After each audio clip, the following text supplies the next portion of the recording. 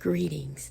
I am Legacy Moon, and this is True Crime and Mysteries. Welcome back, current subscribers. Welcome to all of my new subscribers. Welcome to those of you who haven't made the decision to subscribe yet, as well as those of you who are here for the very first time. Now, before I get into what we are going to talk about today, I want to say something, and please excuse my voice. I tried to clear my throat and it does not seem to be working. But anyway, I want to say something about some events that happened last night during my live. Something I noticed when I was in someone's chat today, as well as something that happened in my comments. I want to say that when I make videos, I appreciate when you guys listen to them. And I also appreciate and value your means of expression. That means making comments.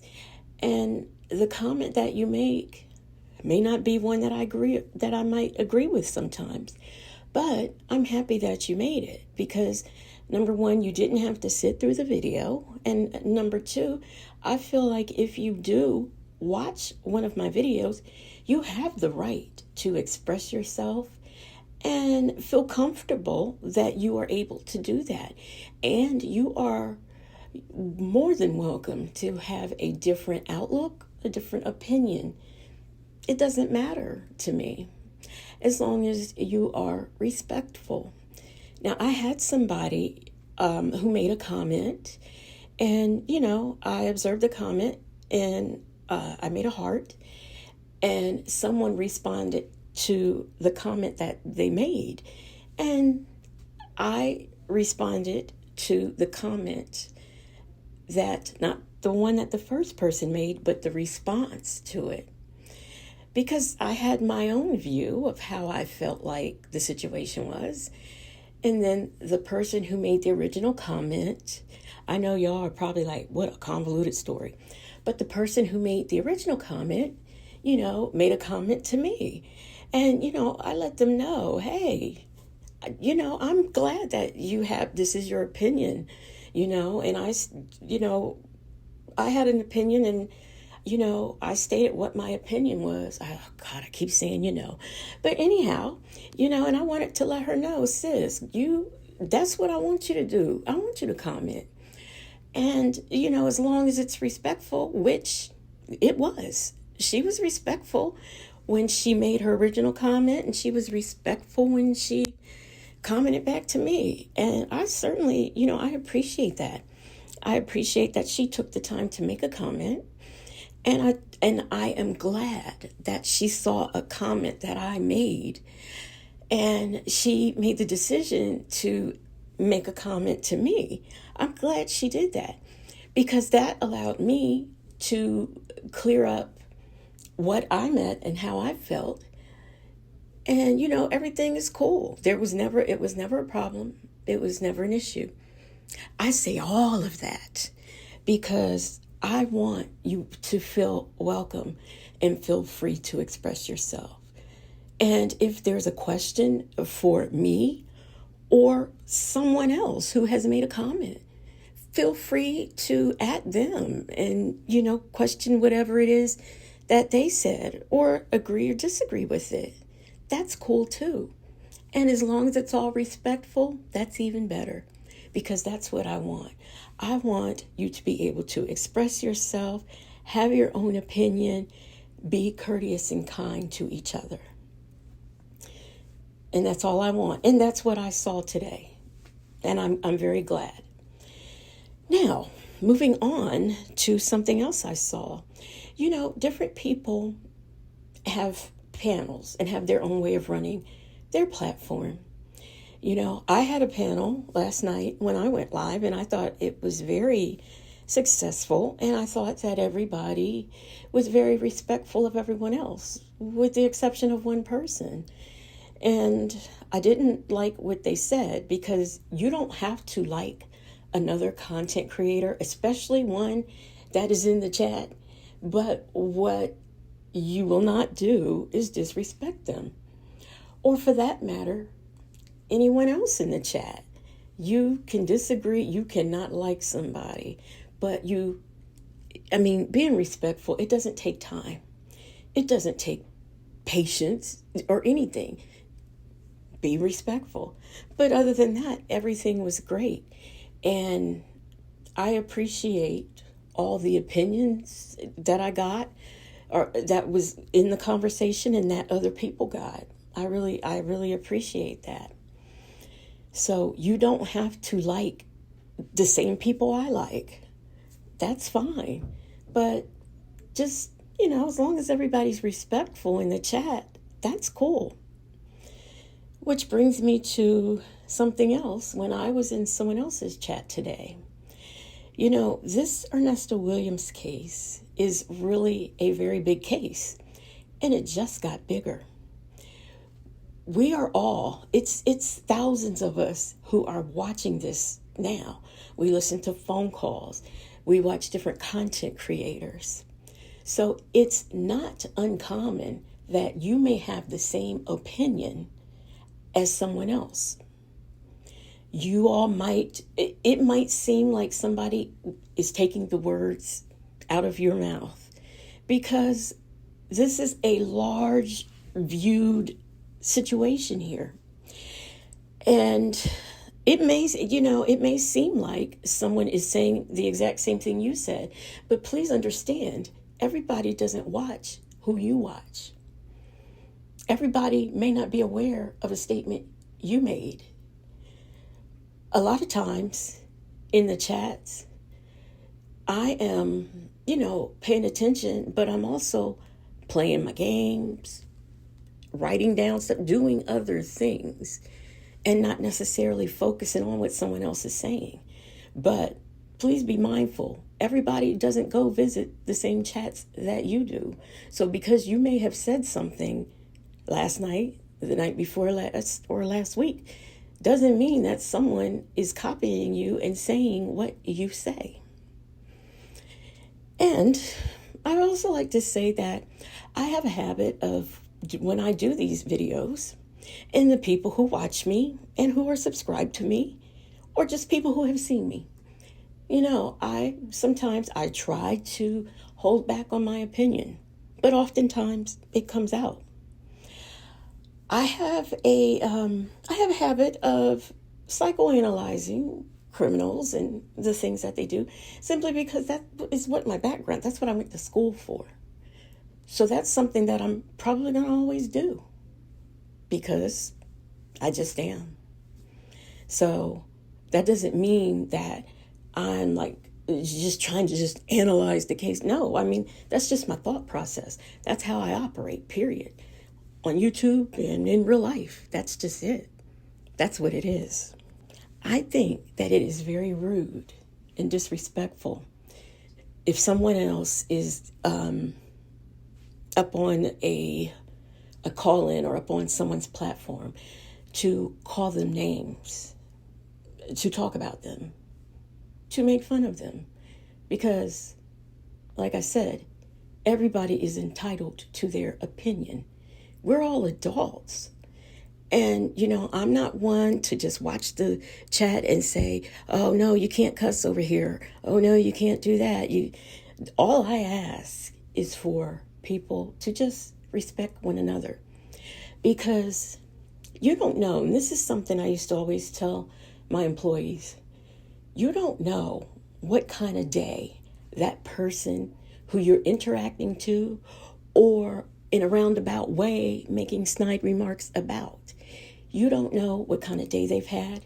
You don't know what their home life is like and what they're going through. Maybe being in a chat or on YouTube is an escape for them. You don't know, they could be in a domestic violence situation, and this takes their mind off of that. They could be depressed. They could be bipolar, and being involved in chats and stuff is their escape for it. you don't know. You never know. You never know about the other person. So it's just best to treat people how you would want to be treated. And be mindful, because you just don't know the story, the life, or anything of other people. There may, and this is social media, so there may be someone who's a tad bit unstable. Why do something to trigger that unstable person? Just be an adult and be respectful. That's all I ask. Be an adult and be respectful. Now, having said all of that, now that I've gotten all that out the way and off my chest, let's get into it. The real reason why we're here. Ernest L. Williams is a case that a lot of us on these here YouTube streets have been following for at least last summer. And it is a very interesting case with a lot of twists and turns.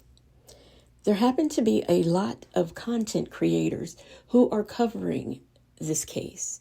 Now, I will let you know the ones that I like to watch. And, if there's others that that's cool too. But this case started and it has grown and grown. And since it just got bigger, I suspect that there will be other content creators joining in on, following this case. So I'm going to name to you some of the content creators that I like to watch to get information on this case. And I also want to mention that in addition to Ernest L. Williams, these ladies that I am going to mention also have other content on other things. Some of us do true crime. Some of us do entertainment. And those ladies are known as Black Auntie No Kids, also known as Bank. You have Lady T-Bug. You have Houston Foodie, Wisdom's Daughter, Paralegal-ish. We also have a very important person to this whole thing, Phone Calls from Prison. She is the lady that provides us with all of these jail calls that we have been listening to. You also have a gentleman by the name of Dennis Byron. You have the legal lady of the YouTube streets, Pam Esquire, The Law Intellect. These are all people, that you might want to look into. I can't remember if I said Wisdom's Daughter. And if it's anybody who I forgot, just charge it to my head and not my heart. But the real goat of the hour right now is Real Talk Bougie. I really enjoy being subscribed to her as well as a member of her channel, because not just the Ernest L. Williams case, but anything on one of her 3 platforms that she covers, she has the receipts. She has the court documents. She has anything any legal papers that you want to see on this Ernest L. Williams case. She has them.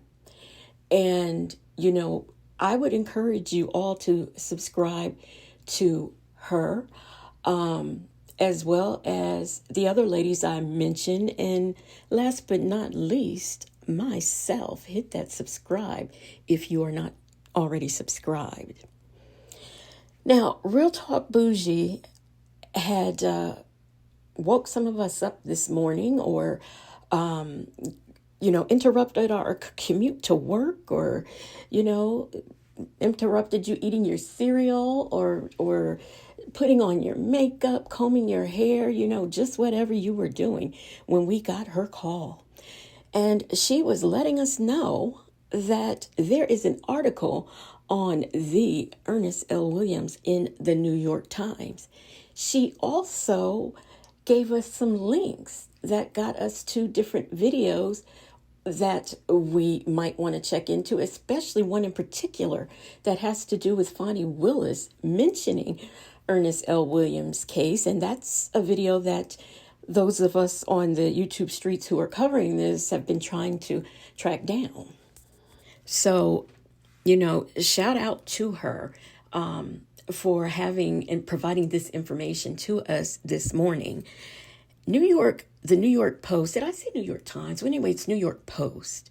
They wrote an article that has a shady title that states, "Businessman allegedly married Steve Harvey's radio co-host to scam over $750,000 from 25 victims, mostly other women." And if you're following this case, you know that that is true. And if you are new to the case, let's get into it. The article says a Georgia con artist is accused of fraudulently marrying Steve Harvey's radio show co-host Shirley Strawberry and using her notoriety to scam at least 25 victims out of more than $750. Ernest Williams, 57, now that's wrong, he's 59, also known as Nesto, was indicted by a Fulton County grand jury on April the 23rd on 39 counts of fraud, according to courtroom documents. We know that is his 39 case RICO indictment.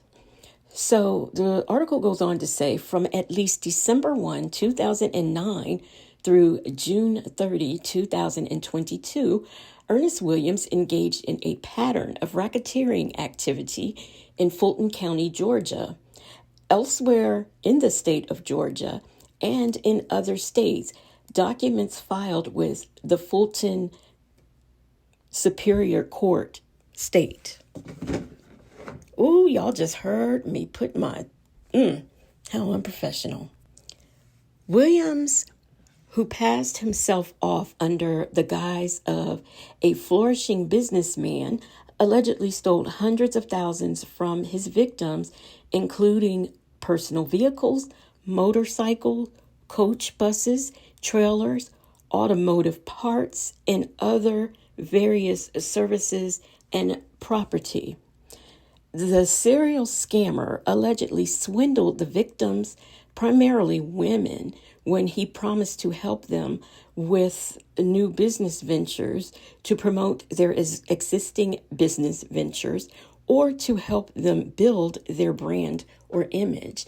Now, we know also that, there were men that he conned, and this was for credit repair stuff. So there are male victims. They're not all just female. And we know that he has a co-defendant named Erica King, who we found out yesterday took a plea deal to her cases. And she will be, as we all suspected, testifying against Nesto Williams. And I do tell you, she really got a sweetheart deal. And, that's all that I'm going to read on that article. I'm going to put all of the links in this, that are in this article, as well as the article, and as well as the link to the video that Real Talk Bougie did this morning. So if you want to, because I'm only going to touch on this, but she went over it. So if you really want to get into that, you can hit her link and watch her video, of course, after you watch mine.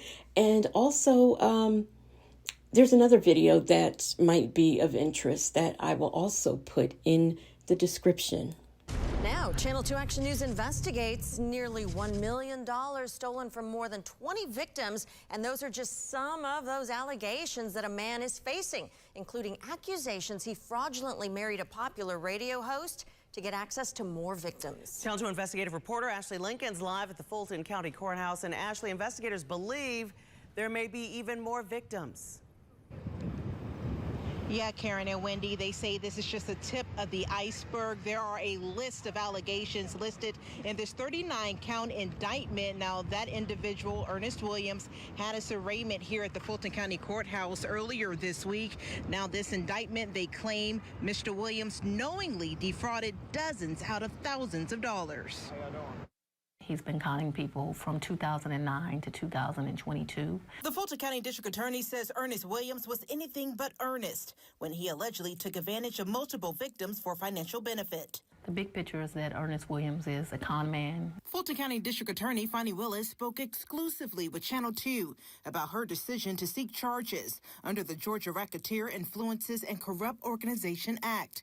Williams was arraigned in court this week after a grand jury indicted him last month. He would pretend to be a legitimate businessman, but he was stealing from people United States currency, vehicles, and really just taking advantage of people. The indictment claims Ernest fraudulently married popular radio personality Shirley Strawberry. Strawberry is a co-host on the renowned Steve Harvey Morning Show. To create this impression of some level of success and use that to scam other people. Documents claim he knowingly went into the marriage with ulterior motives. He was married at the time that he married Shirley Strawberry. Attorneys allege Williams used that marriage to gain access to victims. Over the course of 12 years, documents suggest Williams scanned at least 25 victims out of more than $750,000. Ernest Williams often kind of created this impression of a close relationship or a romantic relationship with many of these victims, used those relationships to take money, vehicles, vehicle trailers, RVs, and other property from them. And Williams is being represented by the Public Defender's Office. I did reach out to them this afternoon. They told me they did not want to comment on this case. Now, there is a co-defendant or co-conspirator listed in this indictment on allegations that she allegedly pretended to be an attorney representing Williams. I'll break down those details tonight on Channel 2 Action News at 6. Reporting live in downtown, Ashley Lincoln, Channel 2 Action News. Now, what I want to do is get into this witness list. And it is a very interesting list. It's the preliminary witness list. So that means we may see some more names added to this list. Some of these people on the list will be a surprise to you, and others will be, I figured they'd be on there type of deal. So let's start with April Holloway.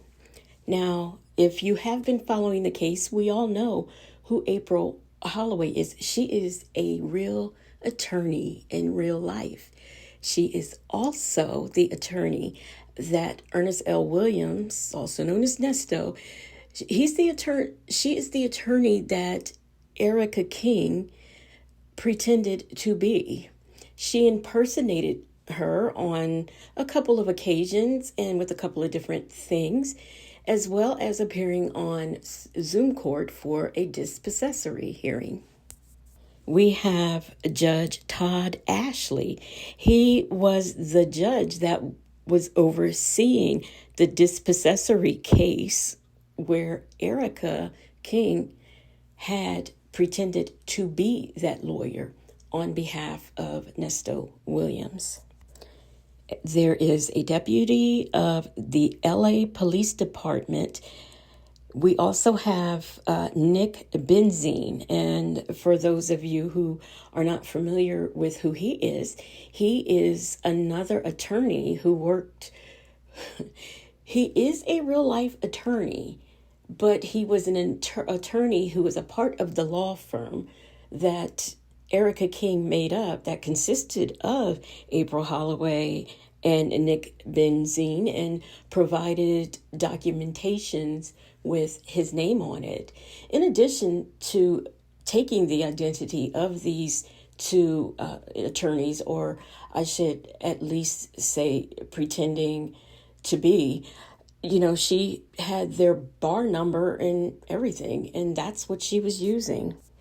We have Gail Bickham, who is one of the women that Nesto. We have Fountain Valley Police Department. This is a police department in Virginia. So this is letting you know the different places that this man has been running his cons. And I want to say that I was surprised. I mean, I was like, Virginia. I expected to hear Kentucky, but Virginia? So yeah, then we have Calvin Coffin. He is one of the credit repair victims. There is the Forsyth County, Georgia Sheriff's Department, Conyers, Georgia Police Department, Bank of America Custodial of Records from Charlotte, North Carolina. There is the Custodian of Records of Barclay Bank, the Custodian of Records at Big Tex Trailers, the Custodian of Records at the Department of Motor Vehicles in California. There is the Custodian of Records at Naval Federal Credit Union. Regina Delaney, she is one of the victims that a Harley Davidson was taken from. We have Judge Ashley Drake. We have officers from Sandy Springs, Roswell, and South Fulton County. Police officers from those places. We have the one and only, you all know her if you're following this case. This is Natalie Fields. She is the one who investigated Ernest L. Williams, and the one he says she made her career off of him, and I think not, but we are all, anyone who is following this case, we're familiar with Natalie Fields. We have Henry County officers. We have Andre Grossi of California, and I'm assuming that is probably from one of the vehicles, because those of you who know that there were vehicles that were basically taken from California, and he is wanted in California. Now, we know he's been in custody in Georgia since 2022. They are not interested in extraditing him, but if he steps his pinky toe into California and they find out, he will be arrested. However, I can't say the same for Henry County, where there is a warrant out for his arrest. We have Martha Hilburton from Cobb County. We have, hold on to your hats, Steve Harvey. Yeah, Steve Harvey. He is on the list. We have Chantel Hawker, and she is the Kentucky victim who is mentioned in Act, I believe, 8 of the indictment, and, the RICO. And if you go to Houston Foodie's channel, Houston Foodie had done a video on her just off of research, and she actually ended up showing up in the comments section. And so we got a little bit more information about her. And of course, we're not going to leave out Erica King. She is, of course, on the list. We have Mark Kroll, and he is the homeowner of 99 Pine Grove Road. And, like I said, with a lot of these things that I mentioned, if you've been following the cases, We have the Marietta Police Department. We have Dawn Poplowski. She is the leasing manager of 2155 Bent Creek. We have Tammy Sexton. She is the one that worked at, I believe it was a Dodge car dealership where that bad check was written. We have Melanie Scretchen. She's been referred to as the teacher, and she is one of the financial fraud victims that he scammed. You might want to say under some sweetheart swindling stuff. We have the one and only Miss Shirley Strawberry. Yes, we have Shirley Strawberry. She is on the list. We have Melvin Stokes. And if I'm not mistaken, he bought the RV from Nesto. He's the one who bought the RV, paid for it, could never get, I believe, the title for it, if I'm not mistaken. Olivia Washington, she is the owner of another Harley Davidson that was in the possession of Ernest L. Williams, and, he didn't pay for it. We have Jasper Williams, and if you don't know who Jasper Williams is, he is the pastor that married Ernest Williams and Shirley Strawberry. And for those of you who don't know, he is also part of the RICO is a bigamy case. And this is mainly the financial crimes portion of the indictment. And that there in total, there's about 95 witnesses. And because this is preliminary, that means it's more than likely going to get bigger, not smaller. So I'm looking to see additional names added to this list. I want to know from you in the comments, is there anybody on here that you are surprised to hear is on the list? Is there anybody on here that you're still waiting to appear on this list? Because, like I said, it's preliminary, so we are more than likely going to see more names added to this list. So let me know in the comments if it's anybody that you're expecting to see. And, like I said, I am going to put the link to this video that Real Talk Bougie did, because she goes more into detail with these names, these incidents. And there is, I think, if it's not in members, that's the video I'm thinking about. If it is not part of her membership, there's a video where she read the RICO. And that is the other link I'm going to put in there.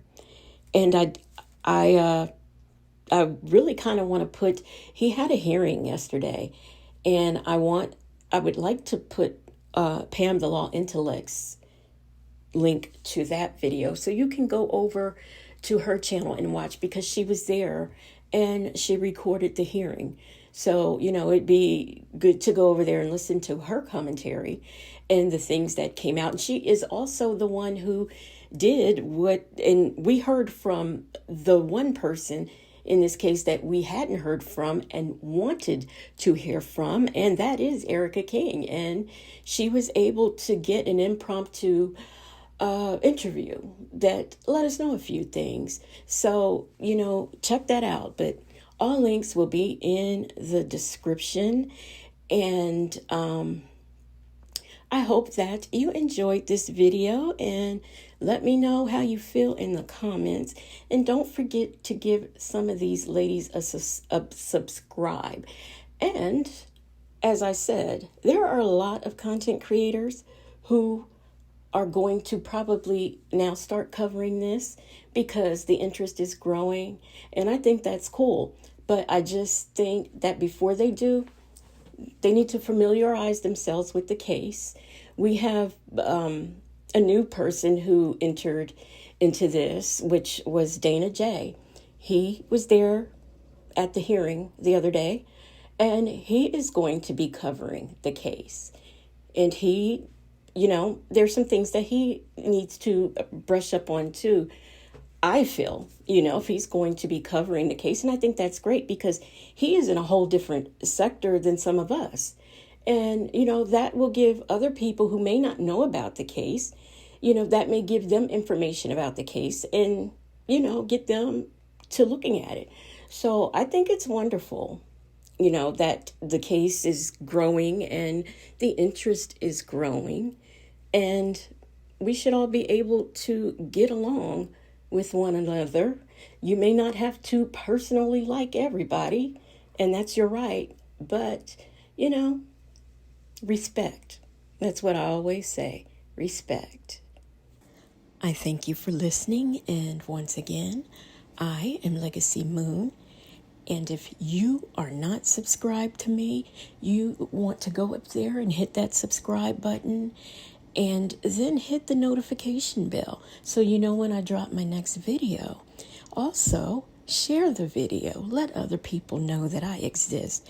And as I always ask you, please, please, please make sure you thumbs up this video and get me in the algorithm nation.